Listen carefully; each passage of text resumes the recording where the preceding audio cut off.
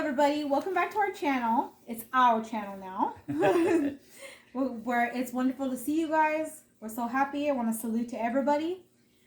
And normally I give a big old spiel, but let's do today. If you have any questions you want answered, let us know. Contact Richard Garcia Schoolboy, YouTube, Facebook. That's also for registrations as well. Go ahead and get in touch with him and let him know. And I'll go ahead and put the Cash App on the bottom. And so let's get straight into it. Today we're just going to get part two. Part two. Schoolbaby interviews Schoolboy. Okay. My baby. Okay, so let's start off with one. If you tuned in with us last time, there was something that I personally wanted to know, as well as I'm sure everybody else. What's something people don't know about you? Oh yeah, I thought about that. Yeah. Probably I would say, artificial insemination wasn't prevalent back in the day. Not that it hadn't been used, but not with pit bull people, not that much. And there's people that did. I think Heinzel did it once or twice, something like that. But we really were the ones that take off with it, And it was just for the fact that our dogs were so aggressive, they were hard to breed. And there's ways to get around that. But for me, it was just simpler, easier, less hassle. Whole process took 10 minutes, Yeah. You get it done and you're out of there. So I'm not saying that we invented it because it had already been invented, but we popularized it, at least in the pit bulls, more than it had been before, And I showed a lot of people how to do it. Some of those people that still have dogs today, they still use it when they have to, It's best to breed natural, I think, just for nature's sake, if you can. But it's a great way, because we miss breedings because some of the dogs were real hard to breed. And I'm not that type of a dog whisperer anyways, in that respect. But it was just a way to get the breedings done, Once we got it down pat, we didn't miss any breeding. Yeah. So that would be something. Okay. Name a match that shocked you. Just shocked you. Yeah, just shocked me. I would probably say, I mentioned it before in the other videos, but it was the first time I had seen this happen. Red Williams, China, was a 2-time winner. I saw her first match. She was in real good shape. Yeah. And it only went 16 minutes, and during that time, she broke both of the front legs of her opponent. Just snapped them. And that was something I hadn't really seen before, And I've seen it since, a lot of different things since, but that was kind of a shocker, like, whoa, just boom, boom. Just like changed the game right there. Your whole thought. Yeah. The potential these thought dogs process, have. yeah, for sure. Exactly. So that would be a shocker. Yeah. Okay, and this one's from me personally. I know a lot of people have been speaking about me and my father's relationship, and I appreciate every single person who said anything about having a relationship with their children and bringing the dogs in with their kids, because it really is a family occasion when you do anything with our line of dogs. So this one is, would you like it if your children worked with dogs? If they worked in the legal sense today, yeah. And, you guys are still involved off and on. Yeah. You were later on, even after I got out of dogs. Yeah. With some dogs, we took care of, we raised Baby, Irish Kids Baby, and a little red Ed Crenshaw bred female we had. I don't know if you remember her. I forget her name, but I have a picture up there. And then remember Lázaro? Lázaro, yeah. Explain that remember when you looked at him and you thought he was going to get aggressive? Do you remember that? I did. Lázaro? Anyways, sure the dogs were they're always good. And I'm making this point because, when you're raised with pit bulls or you're raised with dogs, you have a different perspective. You have a better understanding. So like I've mentioned before, my kids, they don't really know bloodlines and matches of the past and all that stuff, but they know dogs. And in some respects, you guys knew pit bulls better than I did. So we had this dog named Lázaro. He was my stuff and Eli's stuff, bred down from Skull, that I got from my friend. So he's out there playing with the kids, right? And he must have looked at the kid funny or something, but you snatched him up, you know, you go like that and you told him, stop, don't. Yes. Like that. See, right? That's how you know all of this is unscripted. We don't go before each other and go, say this, say that, have this. No, whatever comes off the top of our head, that's what you guys get. Yeah. Raw, uncut footage. So, you know, she just noticed. Sometimes dogs give a look, or they have a way they stand, or a behavior, a posture, or something. But she just noticed him with her kids looking kind of funny. So she snatched him up and told him no. He never did it again. No. You know, he understood. I remember. Now I remember that. Yeah, now you remember. He did it with Alex. It wasn't with Jesse. He did it with Alex because Alex has a lot of quick movements, and I thought at the time, you know, being careful, and he was a new dog, so I was always watching and paying attention. Now I remember. Yeah. And I remember, I grabbed him from the front, and I was just like, hey, you know, that's enough. And I talk to them. I speak to them. I know a lot. I don't do baby kissy face, but I do talk to them and speak to them so they know that my voice is the power. My voice they listen to. My voice they answer to. So they knew how to be with my children. And we never had any problem with him. He was an amazing dog. Yeah. And his line, I believe, as well, as far as I know. Yeah, he turned out to be. A good sire as well. Yeah, we gave him back. Yeah. So you guys were, you know, raised with them. You guys were involved with dogs. You know, I was raised with dogs, but it's just a little bit different perspective when you're raised with pit bulls, and you learn to interact with those and look at the signs and see how they act, and accept, you know, that. You know, other dogs, you can't roughhouse with them, you know. Yeah. They'll cry or they'll flinch or they get reactive, you know, they may nip at you or something like that. But with pit bulls, especially, you know, at least ours, not especially, but at least ours, they didn't react to none of that stuff, you know. Yeah, no. Remember Alex with Baby, he could poke her eyes and pull on her teeth. And he would put dirt, make her stand there for 2 hours still like that, and he would pour dirt on her, you know, and then knock it off and pour it like that. Just play with them. But pit bulls are good in that respect because they don't react negatively when kids roughhouse with them. So. And it's almost like she could tell because she was such a good dog. She could tell his... Yeah, Alex has autism, so... His mental situation. Yeah. She could feel and tell his mental situation, and she did keep an eye almost like a mother when he got close to the fence. Like you could see her intelligence was there with her gameness. It was all together, even with my children. So that too, I remember that was a bad bitch. Yeah, she. That was a good one. Yeah, that was a good one. Yeah. Okay. What has not changed all these years, good or bad? In the breed? Yes. What has not changed is, you know, there's always going to be people that keep the breed true to form, as far as breeding, structure, health, disposition, you know, temperament, behavior, you know. People have always been dedicated to the breed. They always will be. They still are now. They will be in the future. That never changes. And breeding methods, breeding techniques, you know, the names of the dogs will change. The names of the owners will change. Yes. But the breeding methods and techniques, those don't change.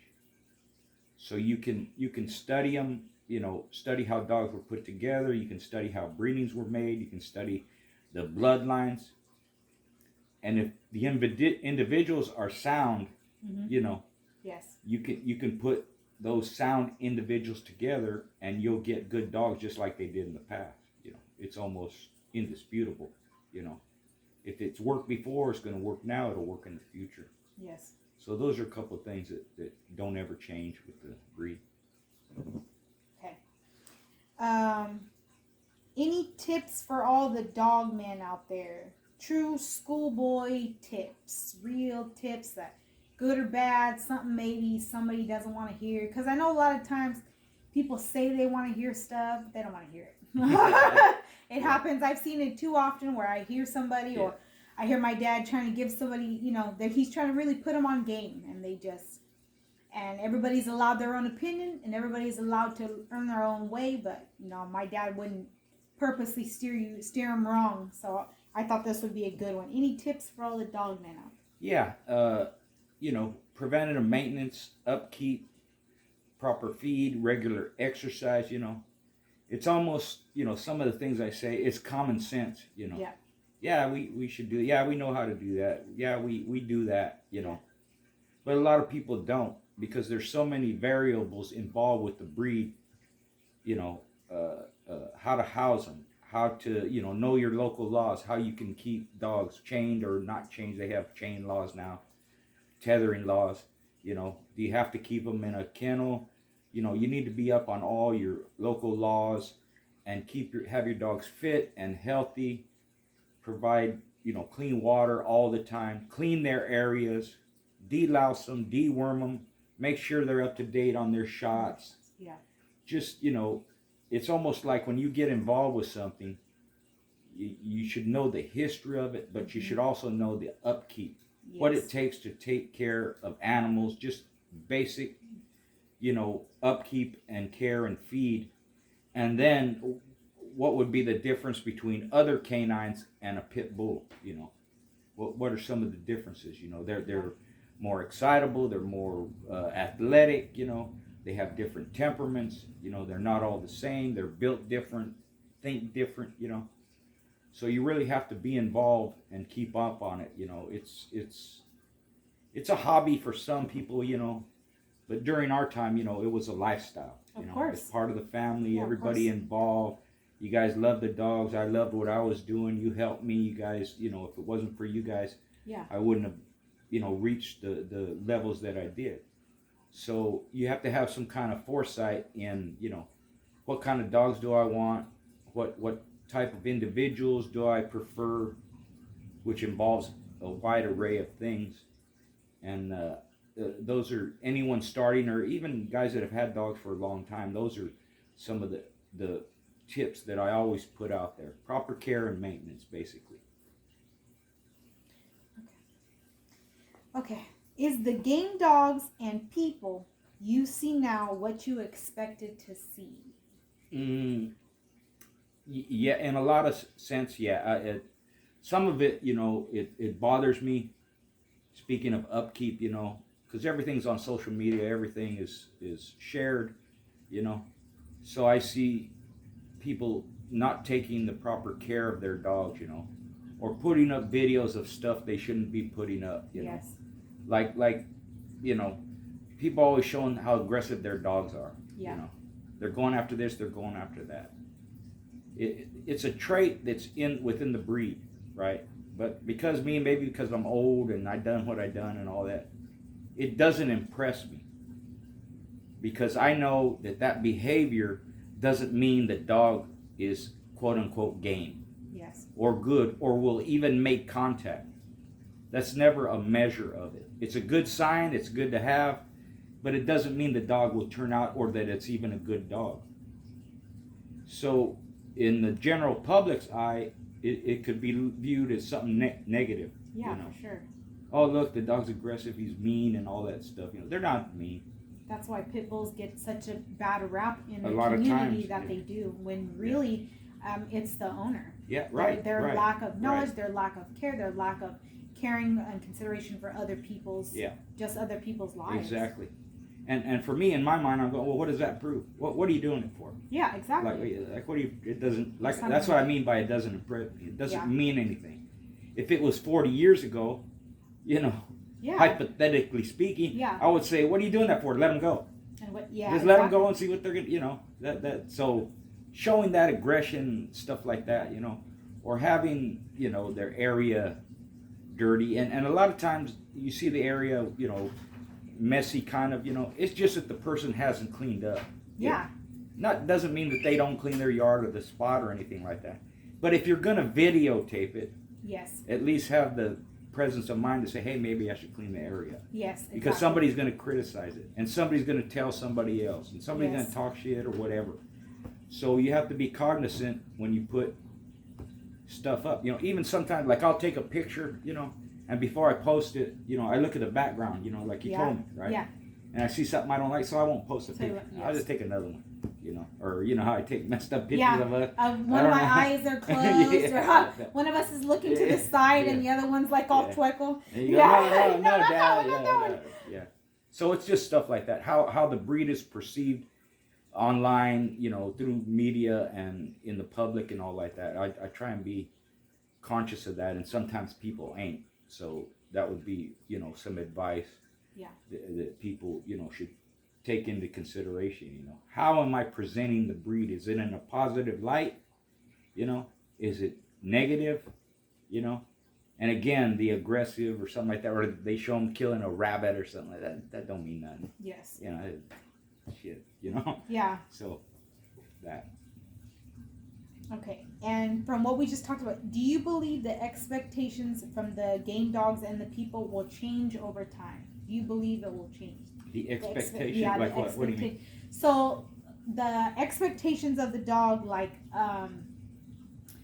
what strength they'll be, what conditioning they'll be, the expectations of the people themselves into the animal. Because I know a lot of times the younger people don't always listen to the older people that have done it, but then the older people are so set in their ways that when they learn something new, it's not taken with due diligence, if you will. It's not taken with, hey, you know what? We should use that. I should take it and I should make it better. They go, Very good. I've done this for 50 years and I know what I'm doing, but you know. So do you believe? No, that's a good question. Yeah. That speaks to progress. Yes. Everything progresses. Things should get better. The breed should get better. The feed should get better. Our understanding of conditioning should improve, or whatever. And there's a lot of stuff from the past that's lost when people die or they don't share the information. A lot of it's valid, some of it isn't. The new guys, a lot of times, they think they know everything because they have the science to back it up, and new developments that older people are not familiar with, or would even accept, right? But irregardless, one or the other, whatever it is you're doing has to be tested, whether it's food, conditioning, breeding, whatever it is. You have to have some kind of record to back up what you say, and you have to be able to explain or at least have an understanding of the methods that you're using, whether it's conditioning or breeding or food, right? But what matters and what always has mattered, I can look back 40 years and say I did this or that, but in real time, back then in 40 years ago, what mattered what I was doing at the time. Yeah. So that always supersedes everything. What is happening now? What are you doing now? The stories from the past are great. The old guys from the past are great. But even them, people that have stayed in it for years and years, they're always advancing. They're always trying to improve, They're always, nothing stays still. So that would be probably the main thing. Was a good question. That, you have to look for improvement or betterment, or at least fine-tuning what you already know. You can use old methods. You can use natural work to condition a dog if you want to get out there and road work them on your bike or next to your car, or you want to go to the mountains or the hills, or whatever. But that will never change. But the understanding of conditioning and health and fitness, the more information we have, the more we can use it to our benefit. But you always have to test it, regardless of it's old or new. You can't just take somebody's word for it. And I tell people that when I give information, don't just take my word for it. Test it, check it out. If it helps you, great. If it don't, that's okay too. You might have something else might be better in your situation. And there's new contraptions coming, different types of meals and different types of way to utilize a spring pole and flirt pole and all that. So the great thing about people in the breed, even with the young people, is they're always trying to improve, to get better, and that has to be done. That's in every level of sport and agriculture and animals raised, livestock and all that, So that was a good question. Yeah. So that's all for this one. This one was kind of a shorty one because we got a few things going on this week, but we are gonna try to get our podcast up and running. I'm also going to do my best to get the school kid in here. He was our choice hand, our hand of choice. He probably did as most with the dogs as my mother, who was a big, huge part with them. So I want to thank everybody for joining us. We're going to try to do our best as soon as we can to do a part 3, but there will be more. And if you have any questions, let us know. We're always here. You need any help, let us know. We're always here. And thanks everybody. Thanks, Appreciate it. Thanks for all your support, and we'll keep doing it. I'll have some more videos up. It'll be a few days, but they're gonna keep coming. We got a bunch back to back to back. Yeah. At least 2 or 3 a week, you know. And again, thanks for all your support and your subscriptions and all that. Thank you, Mija. Thank you.